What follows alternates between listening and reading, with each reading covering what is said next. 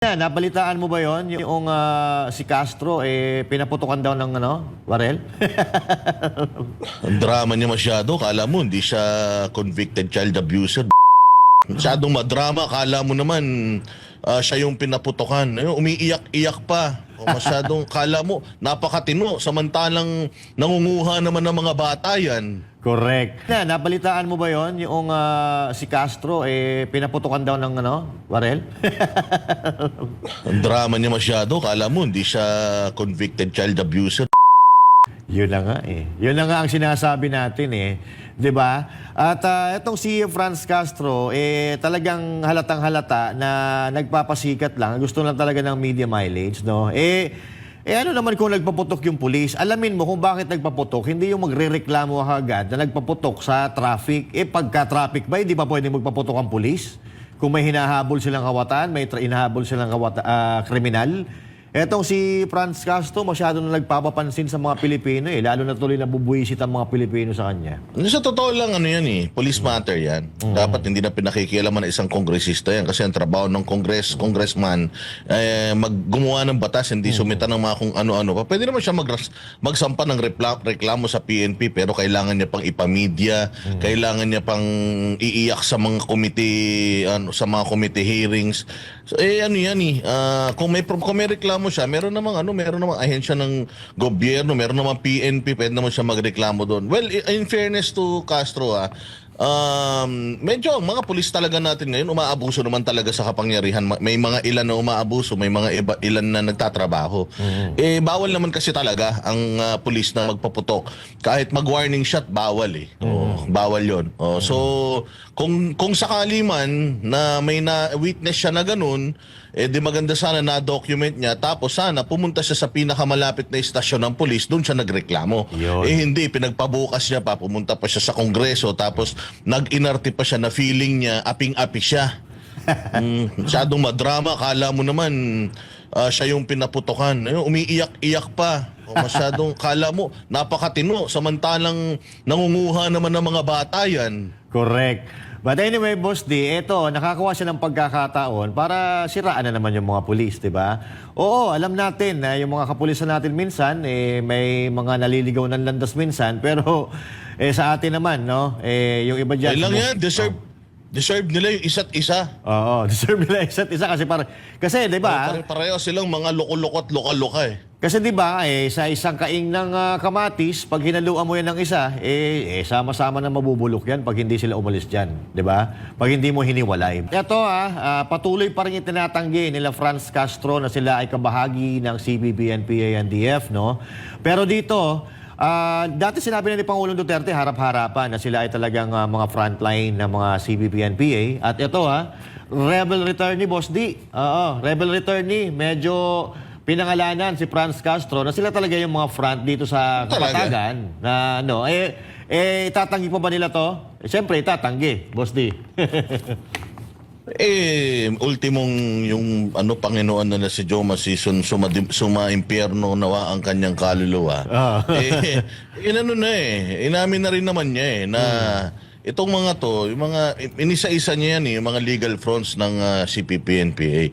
So hindi man lang nga nila kinukundina yung mga ginagawang kahayupan ng CPP-NPA. Di ba kaya nga hinamon sila kasi dinideny nila.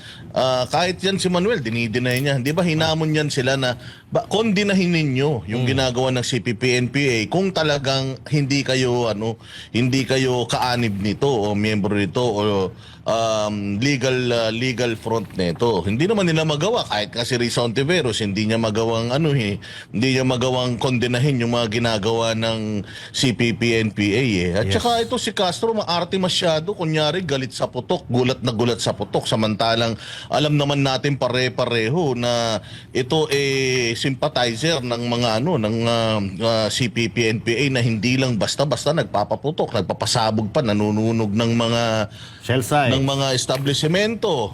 At nangaharas ng mga tao, nangihingi ng mga revolutionary tax at nangaambush sa mga kapulisan at mga kasundaluhan natin. Kaya nga ako takantaka kung bakit ang mga general natin, mga dating general natin, pati pati yung mga Armed Forces of the Philippines ngayon, pumapayag na ang namamayagpag ngayon dyan sa Kongreso, itong mga makakaliwa.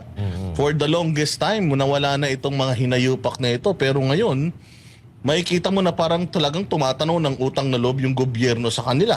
Oo. Nagiging sila Sila talaga yung nagiging mga parang attack dog nila ngayon Hindi ba, partner? Oo, Boss D, totoo ka dyan. Kasi eto nga, nakikita naman natin ngayon, araw-araw, sila ang bida sa mainstream media. Sila ang bida sa social media. At, pero in fairness naman, may mga kumukundi na. Pero itong mga kumukundi na, ito yung mga retired na sundalo, mga retired na pulis, nananawagan sila na huwag iboto itong mga party list na talagang kasapakat ng mga CPP, NPA, NDF. Pero ang pinagtataka natin, bakit yung mga na-aktibo sa serbisyo, bakit parang hindi sila nagsasalita dito? At katulad nga ngayon, ito Boss D, alam ko na, balitaan mo na to, na kinat din pala yung budget ng AFP sa modernization, naging 35 million na lang.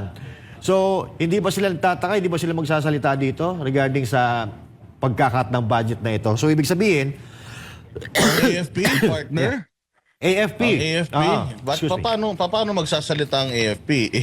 Private army ng AFP. Parang tila mo, private army ng AFP ng Malacanang. Oo nga kasi kung halimbawa ako, Boss D, binibigyan nila ng pagkakataon, binibigyan nila ng importansya itong mga party list, katulad ng party list ni Franz Castro, na Raul Manuel. Binibigyan nila ng importansya, tapos ngayon, yung budget ng AFP, ikakat, hindi ka ba dyan magtataka? So, ibig sabihin, kung ikaw ay hindi nauutusan or kung ikaw ay hindi sumusunod sa mali, abay magsasalita ka dyan. Aaray ka. Kasi, siyempre, kailangan mo ng modernization, kailangan mo ng magagandang barel, yung mga modernong barel, para kung sakasakali man na may mangyari sa ating bansa, halimbawa, humarap tayo sa gera, maganda yung kagamitan natin. Kaso, ang problema yun ang pinagtataka din natin. Master Judea, hindi na kailangan ng AFP natin ng modernisasyon. Kasi modern naman daw ang Amerika pagdating sa sa warfare. Alam naman natin na na tayo ay tila mo umaalala diyan sa Amerika, and 'di ba meron na naman ng mga nakuha na sabat na depleted uranium dito sa Pilipinas. Yun na isang malaking issue. Sabi ko nga doon sa aking programa na dati ang kinakalakal dito sa atin droga lang. Pero ngayon ang kinakalakal dito depleted uranium. Wala tayong technology para mag-develop ng mga ng mga bagay-bagay na yan. Pero tsaka ang AFP kasi, Master Judea, medyo para sa akin medyo hindi ako natutuwa sa liderato niyan kasi sabi ko nga sa iyo, yung balitang yung AFP chief natin na si General Browner ay pinsan ni Teddy Bagilat. Nako. Na isa ring sympathizer di umano ng New People's Army. So ewan natin kung ano mangyayari sa bayan natin. Sabi ko nga sa iyo, the fact na yung kanilang yung mga sundalo natin na pinaghuhulog sila para sa kanilang pensyon, yun pa lang dapat umaray na sila Pero wala, sabi ko nga sa inyo yung mga matitikas nating mga sundalo tila mo naginang mga sunod-sunuran at naginang puppet ng pamahalaan ng iisang tao lang. O hindi na yata sila nagsiservisyo para sa bayang Pilipinas. Mukhang sila ay tagapagtanggol na lang ng mga tao sa Malacanang. Yun nga Pero may ngayon may umiikot kayo na text blast, parang nagwa-viral din siya na panawagan na mag-resign itong si General Browner kung patuloy lang na magbibingi-bingihan at magpipipipihan dito sa nangyayari sa ating bansa. Pero sa akin dito, parang itong gobyerno natin parang hindi na mga nahihiya.